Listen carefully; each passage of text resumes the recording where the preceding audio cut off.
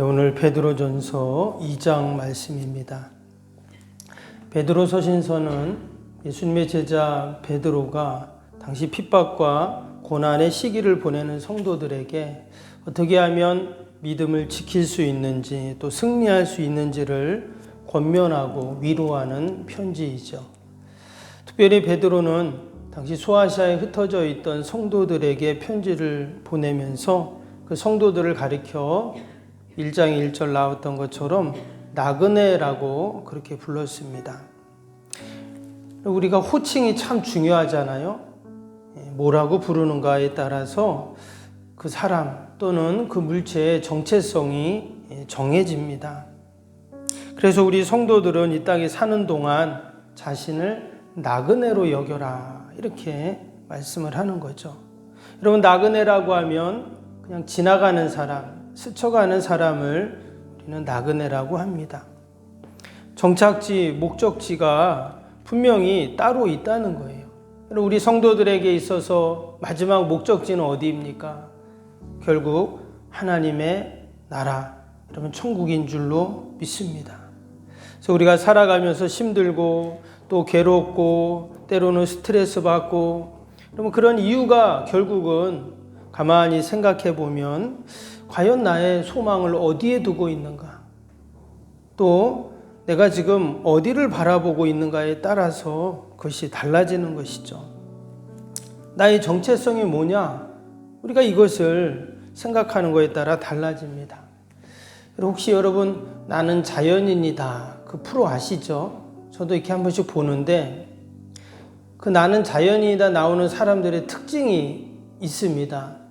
하나같이 도시에서 살면서 막 정신없이 살고 그리고 또 뭐 병도 걸리고 또 사람들에게 사기도 당하고 막 그래가지고 막 스트레스 받고 힘들다가 자연에 딱 들어와 보니까 어떻습니까? 욕심도 없고 또 병도 낫고 여기가 내 천국이다 다 그러잖아요. 근데 사실 보면 사람은 똑같습니다. 그 사람이 도시에 있든 자연에 있든 사람은 변한 게 없어요. 그런데 당연히 환경이 영향을 주는 것은 맞습니다. 그러나 중요한 것은 내가 어디에 소망을 두는가, 무엇을 바라보는가에 따라 달라진다는 것입니다. 나의 정체성이 무엇이냐에 따라 그 사람의 인생이 달라지는 것을 보게 되죠.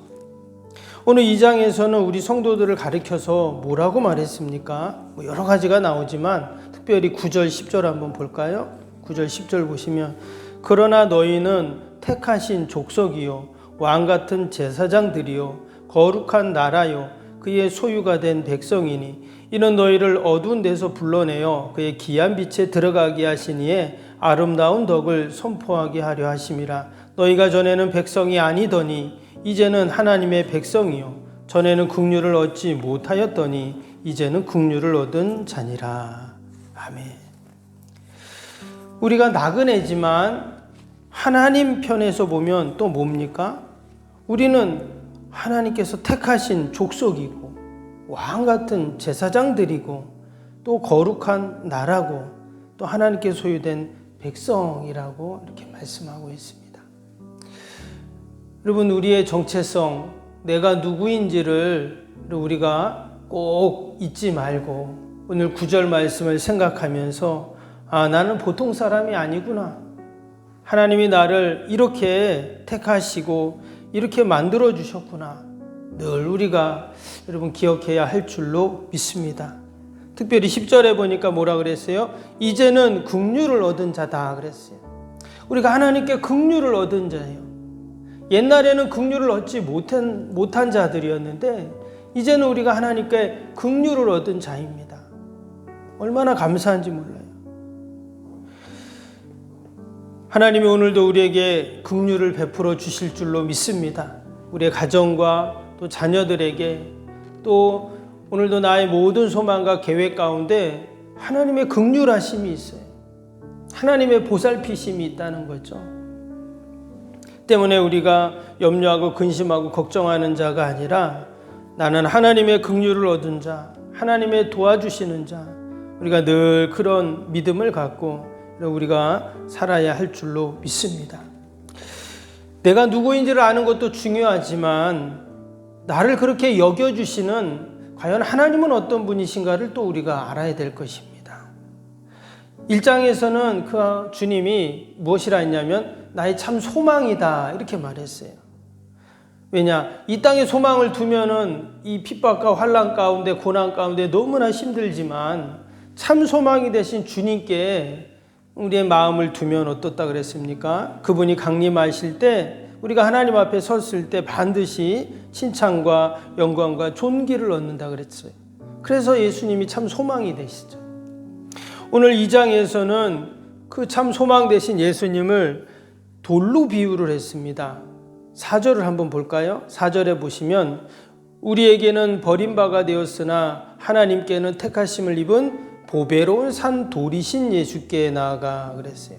또 밑에 7절에도 보시면 그러므로 믿는 너희에게는 보배이나 믿지 아니하는 자들에게는 건축자들이 버린 그 돌이 모퉁이의 머릿돌이 되고, 여기 보면 지금 예수님을 가리켜서 보배로운 산돌이다, 또 건축자의 버린 돌이다 이렇게 지금 비유를 하고 있습니다.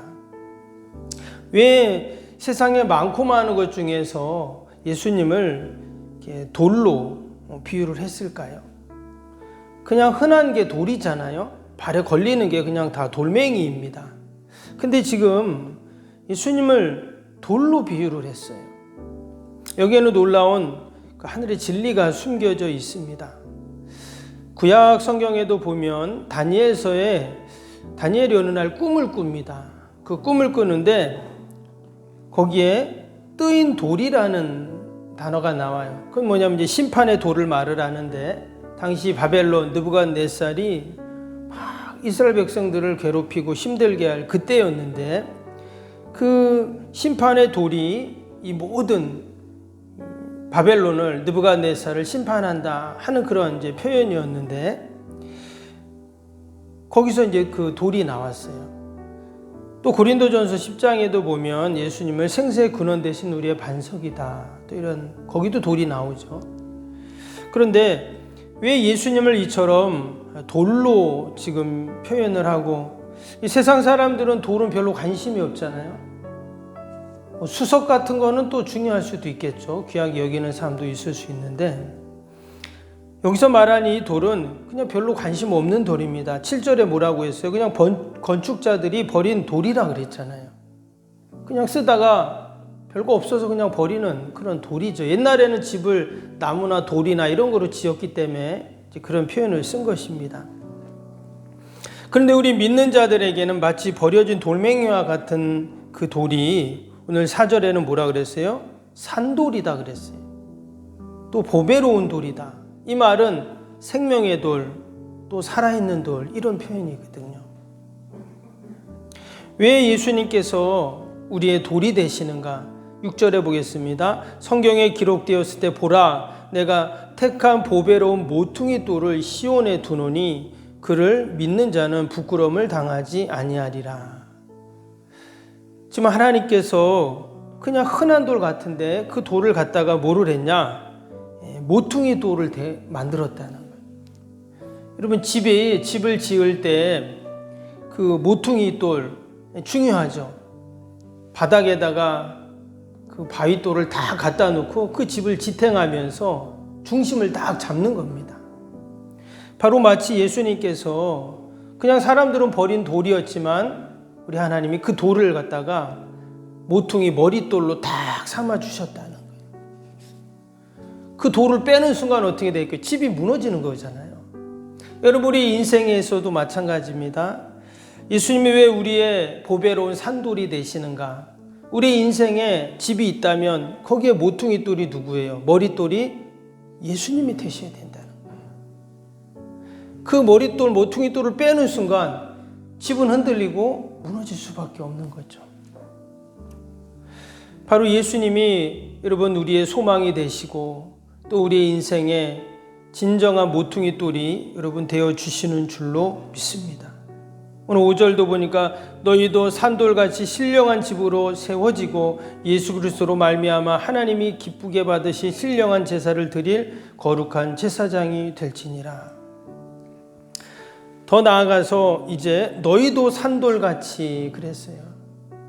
우리가 예수님이 우리 인생의 산돌이시고 모퉁이돌 머릿돌이 되시는데 이제는 더 나아가서 우리들도 산돌이 되어서 이 땅에서 소망이 되고 또 우리가 가는 곳마다 신령한 제사를 드림으로 하나님 앞에 당시의 제사장은 누구입니까? 백성들을 대표해서 하나님을 만나고 그 죄를 하나님께 아뢰고 또 화해시키고 중재시키는 너무나 중요한 존재가 제사장이거든요. 근데 마치 이제 너희가 그러한 신령한 제사 드리는 거룩한 제사장이 돼야 된다. 핍박과 환난이 있고 어려움이 있지만 거기에 낙심하고 절망하는 자가 아니라 도리어 예수님처럼 우리가 산돌이 되고 이제는 제사장이 되어서 이 땅에서 더 하나님의 영광을 돌리는 자가 되어야 한다는 그런 소망을 말하고 있습니다. 여러분, 오늘도 우리의 산돌이 되시고 또 우리 인생의 모퉁이 되시는 우리 주님께서 여러분 우리에게 긍휼을 베풀어 주시고 우리와 함께 하시는 줄로 믿습니다. 우리가 낙심하지 않고 어떠한 일이 있어도 우리는 늘 말씀 붙잡고 여러분 믿음으로 살아야 할 줄로 믿습니다. 하나님이 오늘도 도와주시고 하나님도 오늘도 우리에게 그러한 은혜를 베풀어 주실 줄로 믿습니다. 우리 목요일 기도 함께 하겠습니다. 61번부터 75번까지 기도입니다. 61번부터 75번까지. 모든 예배를 통해 하나님의 임재와 회복, 치유의 역사를 경험하게 하옵소서. 아멘. 살아계신 하나님을 만나는 예배, 감격이 있는 역동적인 예배가 되게 하옵소서. 아멘. 온 성도들이 예배를 사모하게 하시고 저한 곳에서 예배자가 되게 하옵소서. 아멘. 성도들 간의 친밀한 교제를 통해 치유와 회복의 역사가 일어나게 하옵소서. 아멘.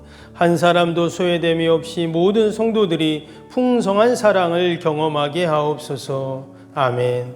선교와 구제, 섬김의 역사가 역동적인 예수 생명의 교회가 되게 하옵소서. 아멘. 새가족 모임 구역 선교회를 통해 새가족들이 교회에 잘 정착하게 하옵소서. 아멘. 올해도 구역 모임과 부서 모임, 남녀 선교회 모임이 잘 이루어지게 하옵소서. 아멘. 교회 학교가 더욱 부흥하고 청년부 모임이 활성화되게 하옵소서. 아멘. 성도들이 직분과 은사를 따라 1인 1사역을 실천하며 교회를 섬기게 하옵소서. 아멘. 모든 성도들이 예수님의 섬김과 헌신의 마음을 품고 신실하게 행하게 하옵소서. 아멘. 성도들이 다양한 은사와 잠재력의 섬김의 장으로 잘 연결되어 섬기게 하옵소서. 아멘. 성도들이 영혼 구원에 대한 마음을 품고 전도 대상자들 위해 기도하게 하옵소서. 아멘. 모든 성도들이 복음의 가치를 알고 복음의 씨앗을 뿌리는 삶을 살게 하옵소서. 아멘. 매주 새가족이 등록하게 하시고 교회 믿음의 뿌리를 잘 내리게 하옵소서. 아멘. 예수님의 이름으로 기도합니다. 아멘. 사랑과 은혜가 충만하신 하나님 아버지, 우리는 다 이 땅에 사는 동안 나그네입니다. 이 땅이 정착지가 아니라 우리는 하나님의 나라 천국이 마지막 정착지임을 생각하면서 늘 말씀 붙잡고 믿음으로 살게 하여 주옵소서. 그러나 하나님께서는 우리를 누구보다 귀한 존재로 왕같은 제사장으로 거룩한 나라로 그의 소유된 백성으로 삼아 주셨사오니 오늘도 늘 하나님의 은혜를 감사하며 이제 우리가 긍휼을 얻은 자들이 되었으니 늘 하나님 영광 돌리는 저희들이 되게 하여 주옵소서. 하나님, 귀한 새벽에도 우리의 간절한 기도의 제목, 마음의 소원들이 있습니다. 하나님께 올려드리는 기도의 제목들마다 하나님 다 들으시고 신실하게 응답하여 주옵소서. 특별히 연약한 육신, 우리 병사 있는 환우들 하나님 늘 돌보시고 하나님께서 치료와 회복의 역사들을 허락하여 주옵소서. 아버지 강건하여 더욱더 주님 사명 넉넉히 감당케 하여 주옵소서. 아버지 강원도에 큰 불이 나서 많은 이재민들이 생기고 아버지 어려움을 당한 우리 이웃들이 있습니다. 그들을 긍휼히 불쌍히 여겨주시고 아버지 빠르속히 회복이 되게 하시고 아버지 더 하나님의 은혜와 위로가 있게 하여 주옵소서. 아버지 오늘도 우리 힘으로 능력으로 할 수 없는 인생에 많은 문제들이 있습니다. 하나님이 반드시 해결하여 주실 줄로 믿고 다 믿음으로 기도하며 간구하게 하여 주옵소서. 감사하며 예수님의 이름으로 기도하옵나이다. 아멘. 하늘에 계신 우리 아버지의 이름을 거룩하게 하시며 아버지의 나라가 오게 하시며 아버지의 뜻이 하늘에서와 같이 땅에서도 이루어지게 하소서. 오늘 우리에게 일용할 양식을 주시고 우리가 우리에게 잘못한 사람을 용서하여 준 것 같이 우리 죄를 용서하여 주시고 우리를 시험에 빠지지 않게 하시고 악에서 구하소서. 나라와 권능과 영광이 영원히 아버지의 것입니다. 아멘.